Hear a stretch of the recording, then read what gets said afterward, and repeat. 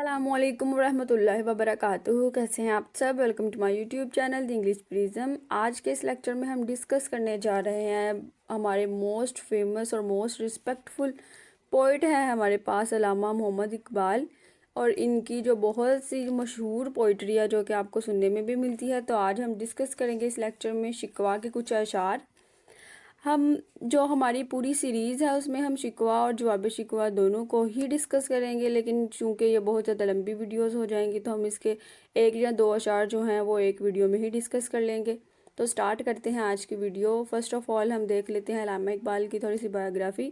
علامہ اقبال سے تو ہر کوئی ہی واقف ہے، ہم نے ان کو بہت سی جگہوں میں اور ہر کلاس میں تقریباً ان کو ہم پڑھتے ہیں۔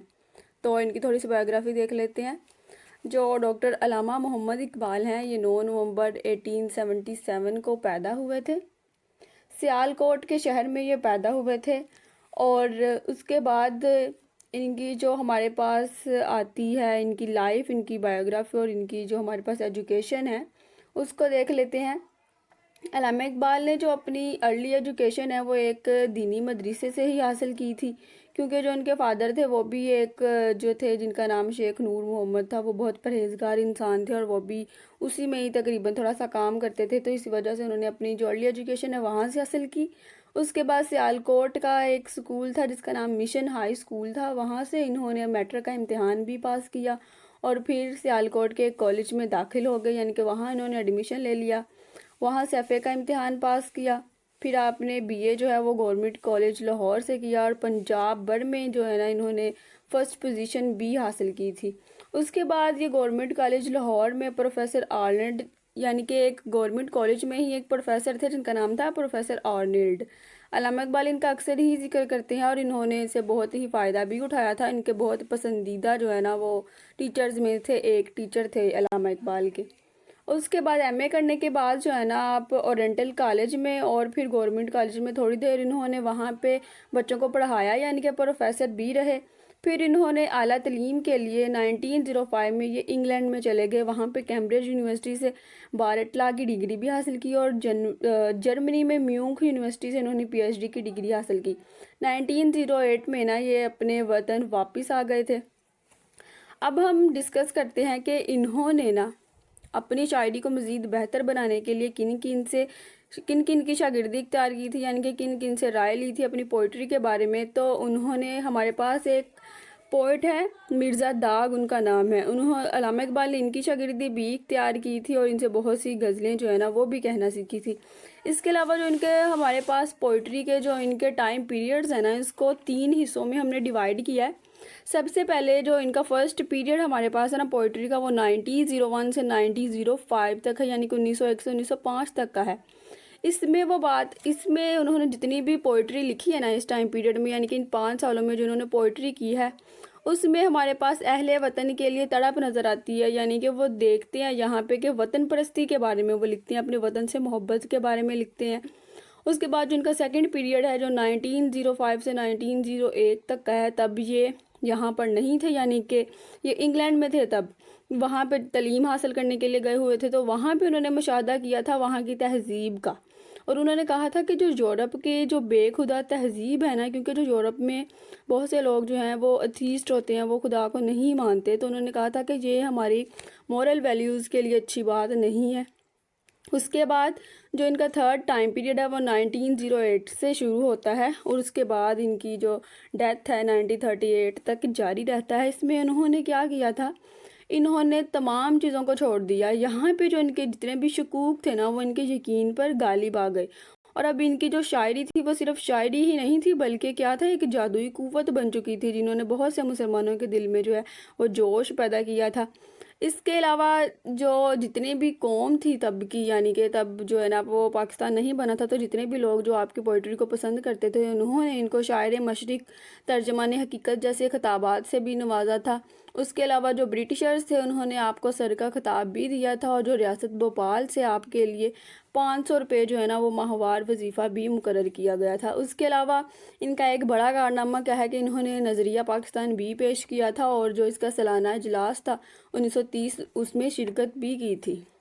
اس کے علاوہ ہمارے پاس جو ان کی فیمس ورکس اور فیمس پوئمز آ جاتی ہیں، انہوں نے पर्शियन लैंग्वेज में भी लिखा था और उर्दू लैंग्वेज में भी लिखा था। तो हमारे पास है बांगे दरा, असारे खुदी, रमूज़ बेखुदी और जावेद नामा जो है ये सबसे ज़्यादा मशहूर हैं।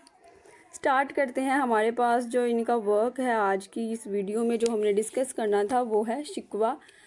अब शिकवा के कुछ अशार जो हैं वो सिलेबस में इंक्लूड किए गए हैं, हम उन्हीं को ही डिस्कस करेंगे। तो जो फर्स्ट स्टैंजा है हमारे पास वो है, क्यों ज़ियाकार बनूं सूदे फरमोश रहूं, फ़िक्र फ़रदा ना करूं महवे गमे दोष रहूं। अब यहाँ पे जो ज़ियाकार है इसका मतलब है नुकसान करने वाला। सूदे फरमोश यानी कि ऐसा शख्स जो अपने फ़ायदे को भूल गया है, जिसको अपना फ़ायदा याद नहीं होता। फ़रदा का मतलब है आने वाला कल यानी कि मुस्तकबिल। गमे दोष माजी का गम। अब इसकी इंग्लिश जो है वो भी हम इसको पढ़ लेते हैं। Why should I choose the losers rule, फॉरबियर to seek what gain I may, not think of what the मोरो होल्ड, बट ब्रूड्स और वॉस ऑफ यस्टरडे। यहाँ पे इकबाल बात करते हैं कि मैं क्यों नुकसान पे नुकसान उठाऊँ, यानी कि वो किसकी बात कर रहे हैं? वो बात कर रहे हैं कि जब पार्टीशन से पहले जो मुस्लिम्स थे उनकी क्या हालत थी इंडिया में, यानी कि जिसको हम बरसगीर पाक व हिंद कहते हैं। पार्टीशन से पहले ये जितना भी इलाका था वहाँ पे मुसलमानों के जो हुकूक थे उनको कैसे जो है वो पामाल किया जा रहा था, उनके साथ कितना बुरा सलूक किया जा रहा था। तो वो इससे भी पहले अपनी माजी को याद करके कहते हैं कि जब मुस्लिम जो थे वो पावर में थे, तो अब क्या है कि मुस्लिम्स के पास कोई पावर नहीं रही, उनके पास कोई राइट नहीं रहा, उनको ज़िंदगी गुजारने के बेसिक राइट्स भी नहीं दिए जा रहे। तो वो यहाँ पे बात कर रहे हैं कि मैं क्यों नुकसान पे नुकसान उठाऊं और मैं अपने फ़ायदे से क्यों बेखबर रहूं। मुस्तकबिल की फ़िक्र करना तो मेरा हक़ है ना, तो मैं मुस्तकबिल की फ़िक्र करना क्यों छोड़ दूं। यहाँ पे वो अपने माजी के बारे में बात कर रहे हैं कि क्यों मुसलमानों को बार बार जो है ना वो नुकसान पे नुकसान मिल रहे हैं, कि पहले जो है उनसे जितनी भी पावर्स थी, यानी कि जो वो रियासतों के हुक्मरान थे उनसे सारी हुक्मरानी छीन ली गई। मुगलिया सल्तनत जो थी उनके जो बादशाह थे वो भी ख़त्म हो चुकी थी, उनकी सल्तनत भी ख़त्म हो गई थी। अब ब्रिटिशर्स जो थे वो आ गए थे, वो उनको रूल करना शुरू हो गए थे। और जो हिंदू थे वो ब्रिटिशर्स के साथ अपने फ़ायदे के लिए थे, वो अपना फ़ायदा निकाल लेते थे लेकिन मुसलमानों को वहाँ से निकाल देते थे। तो वो यहाँ पे यही बात करते हैं कि मैं आने वाले कल की फ़िक्र करना क्यों छोड़ दूँ, और मैं हमेशा फिर बाद में फिर वो कहते हैं कि मैं अपनी माजी को ही क्यों याद करता रहूँ। नेक्स्ट हमारे पास इसी स्टैंजा की लाइन है, नाले बुलबुल के सुनूं और हमातन गोश रहूं, हम नवा मैं भी कोई गुल हूँ कि खामोश रहूं। नाले का मतलब है कि आहें, हमातन गोश इसका मतलब है पूरी तवज्जो से सुनना। हम नवा का मतलब होता है साथी, और गुल कहते हैं फूल को। यहाँ पे वो बात कर रहे हैं, वो यहाँ पे कंपैरिजन कर रहे हैं अपने जो वतन है, जो उनकी कौम है, वो कहते हैं कि वो एक बाग की तरह है और उसमें रहने वाले जितने भी लोग हैं, यानी कि वो अपने आप को और जितनी भी उनकी कौम है उसको कह रहे हैं कि हम जो है ना वो बुलबुल हैं। अब जो बाग है वो छिन चुका है और बाग में जितने भी बुलबुल थे वो क्या कर रहे हैं कि कर्ब में बैठे वहाँ पे आंसू बहा रहे हैं। आहें यानी कि जिसको कहते हैं ना आहो बका का आलिम, आहो बका का आलिम है, आहो बका कर रहे हैं, वो बहुत ही दुख में है। तो वो कहते हैं कि मैं क्यों ऐसा करूं, यानी कि वो खुद को एक फूल समझते हैं कि वो बाग में वो फूल हैं। अब वो कहते हैं कि फूल जो है, अगर आप देखें तो फूल के पास अगर हम जाकर बोलते हैं तो वो सुन तो सकता है, हम जो भी बातें कर रहे हैं वो सुने जाएगा, लेकिन उसके पास बोलने की पावर नहीं है क्योंकि उसकी ज़ुबान नहीं है। तो वो यहाँ पे कहते हैं कि मैं भी कोई गुल हूँ कि खामोश रहूँ, यानी कि वो अपने साथी से ये बात कर रहे हैं कि हम नवा मैं भी कोई गुल हूँ, यानी कि वो यहाँ पे ये बात कर रहे हैं कि मैं फूल नहीं हूँ जो खामोश रहूँगा, और जो बुलबुल है यानी कि बाकी जितने भी उनके लोग हैं, जितने भी वतन परस्त हैं, वो उनकी आहो बका को सुनते रहेंगे, उनकी राइट्स के लिए बात नहीं करेंगे, या उनके लिए जितनी भी चीज़ें उनकी छीनी गई हैं उनके ऊपर बात नहीं करेंगे, उनके एजुकेशन के बारे में बात नहीं करेंगे। तो वो कहते हैं यहाँ पर मैं वो फूल नहीं हूँ जो चुप करके बैठा रहूँगा और बाकी लोगों की जो है ना वो गम सिर्फ देखूंगा आंखों से या उनको सुनूंगा। मेरे पास ऐसे कान नहीं है कि मैं उनकी बातें सुन सकूं, बल्कि मैं ज़ुबान भी रखता हूं और मैं बोलूँगा भी, क्योंकि इंसान जो है वो अशरफुल मखलूक़ात हैं और इंसान जो है वो बोल भी सकता है, उसके पास बोलने की पावर भी है। तो वह कहते हैं कि मैं बोलूँगा, मैं चुप नहीं रहूँगा। इसकी इंग्लिश हमारे पास है, why should my years and रैप्टिड here the प्लेनेटिव notes of फ्लोमल, flowers bud a rose am I to lose me in sweet music swell. Next اسی اسٹانزا کی ہمارے پاس لائن ہے، جرت آموز میری تاب سخن ہے مجھ کو، شکوائے اللہ سے حاکم بدہن ہے مجھ کو. یہاں پہ جو جرت آموز لفظ ہے اس کا مطلب ہے حوصلہ دینے والا، میری یعنی کہ میری، تاب سخن سننے کی ہمت، حاکم بدہن اس کا مطلب یہ ہے کہ میرے منہ میں خاک.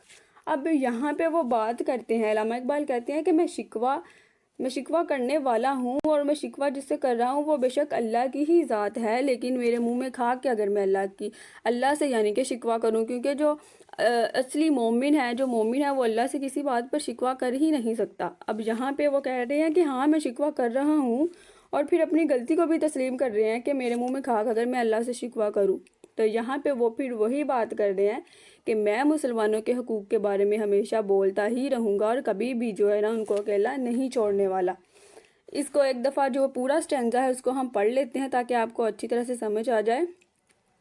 کیوں ضیاءکار بنوں سودہ فراموش رہوں، فکر فردا نہ کروں محو غم دوش رہوں، نالے بلبل کے سنوں اور ہمہ تن گوش رہوں، ہم نوا میں بھی کوئی گل ہوں کہ خاموش رہوں. جرت آموز میری تاب سخن ہے مجھ کو، شکوہ اللہ سے حاکم بدہن ہے مجھ کو.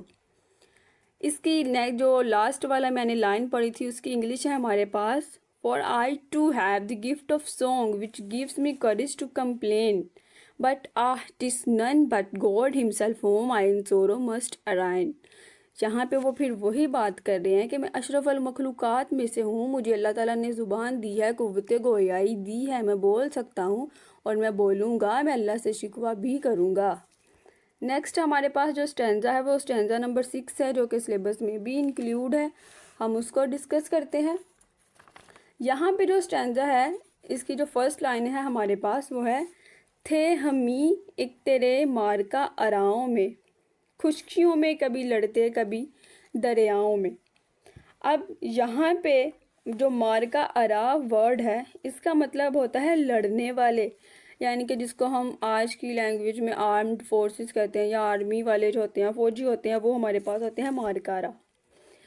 خشکیوں میں یعنی کہ خشک زمین میں، اور دریاؤں میں یعنی کہ پانیوں میں. اس کی انگلش ہمارے پاس ہے، tis we and we alone who thrown as warrior on your fields of prey, and now upon the land we fought, and now upon the salt sea spray.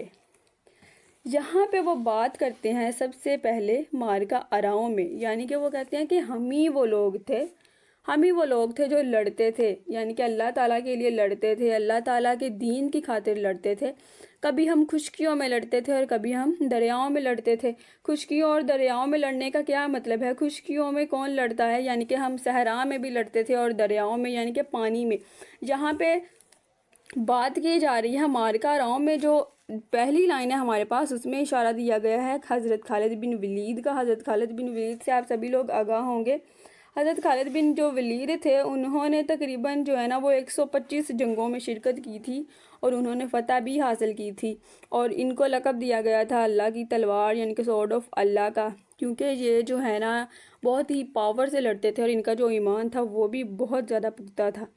تو ان کی یہاں پہ بات کی جا رہی ہے کہ وہ کہتے ہیں کہ جو خالد بن ولید کی طرح جتنے بھی مارکا ارا تھے وہ کس کے لیے لڑتے تھے؟ وہ اللہ تعالیٰ کی ہی خاطر لڑتے تھے، اور اللہ تعالیٰ کے جو دین ہے اس کی سربلندی کے لیے لڑتے تھے. وہ خشکیوں میں بھی لڑتے تھے اور دریاؤں میں بھی لڑتے تھے. اب یہ جو خالد بن ولید ہے انہوں نے جو ہے نا جنگ روم بھی لڑی تھی، اور جو نبوت کے دعوے دار تھے، یعنی کہ نبی کریم صلی اللہ علیہ وآلہ وسلم نے کہا تھا کہ میرے بعد جو بھی نبوت کا دعویٰ کرے گا تو وہ کیا ہے کہ وہ، کیونکہ نبوت ختم ہو چکی ہے نا، اس کے بعد تو نبوت ہوگی نہیں. اور قرآن پاک میں بھی واضح الفاظ میں کہا گیا ہے کہ نہیں ہے محمد تمہارے مردوں میں سے کسی کے باپ، یعنی کہ وہ کسی کے باپ نہیں ہے، ان کی جو ہے آگے کوئی جو مرد اولاد نہیں ہے. تو نبوت کیا ہے یہاں پہ ختم ہو چکی ہے.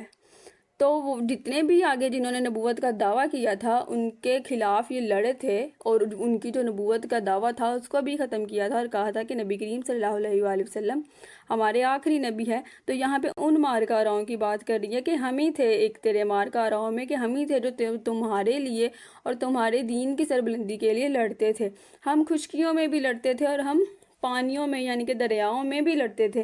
اب خشکیوں اور پانیوں میں یہاں پہ وہ بات کر رہے ہیں، خشکیوں میں اور پانیوں میں، یعنی کہ جو طارق، ہمارے پاس طارق تھے، طارق بن زیاد جن کا نام تھا، وہ اسپین میں گئے تھے، ہسپانیہ میں جنگ کرنے کے لیے گئے تھے، اور وہاں پہ کہتے ہیں جب یہ جنگ کرنے کے لیے گئے تھے تو تقریباً ان کے پاس جو ہے نا 7,000 فوج تھی، اور جب یہ وہاں پہ ساحل پر پہنچے تو انہوں نے دیکھا کہ وہاں اب اسپین میں یعنی کہ ہسپانیہ میں جہاں پہ یہ لڑنے گئے تھے، اس کا جو بادشاہ تھا اس کا نام تھا روڈرک، اس کے پاس 1,00,000 فوج تھی، اور جو روڈرک کی فوج تھی نا، وہ یہ دیکھ کر مذاق اڑاتی تھی کہ یہ جو مسلم ہیں یہ تقریباً 7,000 لوگ ہیں اور یہ ہم سے آگے لڑائی کریں گے 1,00,000 کی فوج کے ساتھ۔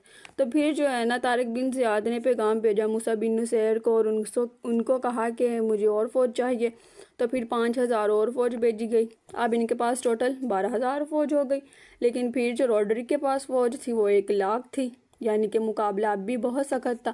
تو طارق بن زیاد تھے، انہوں نے کہا کہ اب کیا کیا جائے، جتنی بھی کشتیاں ہیں ان کو جلا دیا جائے۔ تو انہوں نے کیا کیا، 2 لوگ وہاں پہ گئے، تو جو روڈرک کی فوج ہے ان کو لگا کہ شاید اب یہ واپس جانے کے لیے نا تیاری کر رہے ہیں، ان کو لگا کہ وہ ہم سے لڑ نہیں سکتے، اب یہ بھاگیں گے۔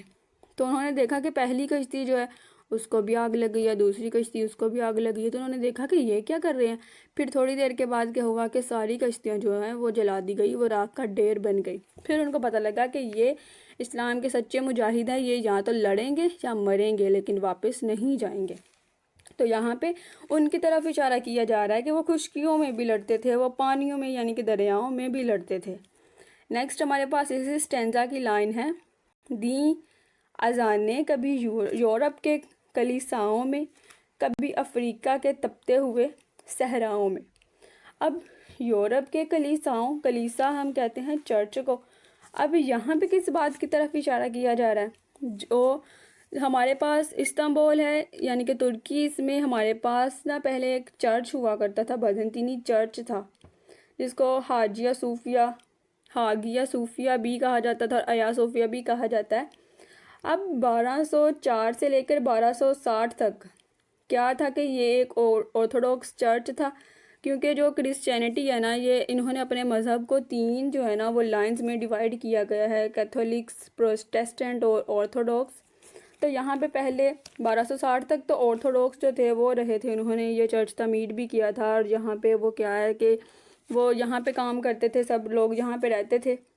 اس کے بعد کیا ہوا کہ جو نا 1260 کے بعد کچھ حملے ہوئے، اور اس جو چرچ کو نا انہوں نے کیتھولکس نے حاصل کر لیا، اور وہاں پہ اپنے جتنے بھی مذہبی امور تھے وہ یہاں پہ سر انجام دیتے تھے۔ تو یہ عیسائی مذہب کے لیے ہی انہوں نے کیا ہے کہ اس کے لیے وقف کر دیا تھا۔ اب اس کے بعد کیا ہوا کہ نبی کریم صلی اللہ علیہ وآلہ وسلم نے کہا تھا کہ جو بھی لوگ ہیں نا، یعنی کہ جب قسطنطنیہ پر حملہ کرنے والا جو لشکر ہے اس میں شامل ہوں گے تو میں اس کے لیے جنت کی بشارت دیتا ہوں کہ وہ جنت میں ہی ہوگا۔ تو سب سے پہلے نا یہاں پہ یعنی کہ جو قسطنطنیہ ہے، یہاں پہ حضرت عثمان جو ہے انہوں نے اپنا لشکر بھی بھیجا تھا، اور قسطنطنیہ کو فتح کرنے کی کوشش بھی کی گئی تھی، لیکن قسطنطنیہ جو ہے وہ فتح نہیں ہوا تھا۔ تو حضرت ابو ایوب انصاری جو ہے، حضرت ایوب انصاری، انہوں نے یہ بشارت دی تھی کہ میرے مرنے کے بعد جو ہے نا وہ قسطنطنیہ فتح ہو جائے گا، اور جو میری ڈیڈ باڈی ہے اس کو جو قسطنطنیہ کی دیوار ہوگی وہاں پہ جو ہے نا میری گریو بنائی جائے، یعنی کہ میری قبر بھی بنائی جائے۔ تو کیا ہوا پھر جو ہے نا اس کو فتح کر لیا گیا، یعنی کہ یہ جو ہمارے پاس آیا صوفیہ جو چرچ تھا اس کو فتح کر لیا گیا، اور اسلام کا بول بالا ہوا۔ اسلام یعنی کہ جب یہ فتح ہوا تھا تو وہاں جب یہ فتح ہوا تھا تو اس جو پورا جو سٹی ہے جہاں پہ یہ تھی آیا صوفیہ، اس کا نام انہوں نے رکھا تھا اسلام بول، یعنی کہ اسلام کا بول بالا ہو گیا۔ اس کے بعد اس کو کنورٹ کر دیا گیا استنبول میں، اور یہاں پہ کیا ہے کہ مسلمانوں نے اللہ کا نام لینا شروع کر دیا، اور اذانیں یہاں پر گونجنی شروع ہو گئی۔ تو یہاں پہ یہ اس بات کی طرف اشارہ کیا جا رہا ہے۔ اس کے بعد ہے کبھی افریقہ کے تپتے ہوئے صحراؤں میں، تو یہاں پہ بات کی جا رہی ہے عقبہ بن نافع کی۔ عقبہ بن نافع جو ہے ہمارے پاس ایک اور مرد مجاہد آتے ہیں، انہوں نے مصر سے لے کر افریقہ تک جو ہے نا وہ اپنی سلطنت کو بڑھایا تھا، اور بہت سے جو شہر ہیں فتح کیے تھے، یعنی کہ یہ یہیں پہ یہی بات کر رہے ہیں کہ یہ خشکی سے دریا کی طرف انہوں نے بہت سے سفر کیے تھے، اور جب اینڈ ہو گئی تھی یعنی کہ تقریباً یہ ساحل ایک اور جو دریا ہے وہاں پہ جا کے پہنچ کے بہت بڑا وہ دریا تھا، تو وہاں پر جا کے انہوں نے کہا کہ نا اب میں دریا میں گھوڑا جو ہے نا وہ ڈالنا چاہتا ہوں، کیونکہ جو خشکی ہے وہ تو میرے آگے ختم ہو چکی ہے، میں اللہ کے لیے ہی لڑوں گا اور اللہ کے لیے اس دریا کو بھی فتح کرنا شروع کر دوں گا۔ تو انہوں نے کہا تھا کہ اے اللہ، اگر تیری زمین جو ہے یعنی کہ تیری یہ جو خشکی ہے ختم نہ ہوتی تو میں سمندر کو بھی آڑے نہ آنے دیتا۔ یہ عقبہ بن نافع کے جو ہیں الفاظ تھے، اور یہاں پہ اس لائن میں عقبہ بن نافع کی طرف ہی اشارہ دیا گیا ہے۔ اس کی انگلش ہمارے پاس ہے We made our azans call the sound beneath proud spires in western lands and made that magic melody thrill over Africa's burning sands۔ Next اسی سٹینزا کی ہمارے پاس لائن ہے، شان آنکھوں میں نہ جچتی تھی جہاں داروں کی، کلمہ پڑھتے تھے ہم چھاؤں میں تلواروں کی۔ یہاں پہ علامہ اقبال بات کر رہے ہیں کہ ہم نے بہت کام کیا ہے، یعنی کہ مسلمز کی وہ بات کر رہے ہیں کہ مسلمانوں نے بہت سی جو ہے نا وہ جگہ، بہت سے جو شہر ہے، بہت سے جو ملک ہیں ان کو فتح کیا ہے، ان کے اوپر انہوں نے وکٹری حاصل کی ہے۔ آج ہم کیا ہیں کہ ہم زوال کا شکار ہیں، یعنی کہ وہ مغلیہ سلطنت ختم ہونے کے بعد کی بات کر رہے ہیں، اور وہ برصغیر پاک و ہند میں تھے تو وہیں کی بات کر رہے ہیں۔ وہ کہہ رہے ہیں اپنے پورے ماضی کو یاد کرنے کے بعد، وہ کہتے ہیں کہ مسلمانوں کے پاس نا بہت پاور تھی، مسلمانوں نے بہت سی جو سلطنت ہے وہ بنائی بھی تھی، ان کو قائم بھی کیا، ان کو اچھے طریقے سے چلایا بھی۔ اب کیا ہے کہ اب ہم زوال کا شکار ہیں، تو کیا ہو گیا ہے یعنی کہ اللہ کو چاہیے کہ وہ ہماری مدد کریں۔ ہم تو وہ لوگ تھے کہ جنہوں نے اپنے لیے دنیا کو بے وقت کر دیا تھا، یعنی کہ ہم نے دنیا کو کچھ سمجھا ہی نہیں تھا۔ ہم نے جو دنیا کی جتنی بھی یہ سہولت والی زندگی ہے، جتنی بھی یہ لگژری ہے، اس کو تو ہم نے اپنایا ہی نہیں تھا۔ ہم نے اللہ کی خاطر ہی جہاد کیا، اللہ کی خاطر لڑتے لڑتے اپنی جانیں تک بھی گنوا دی تھی۔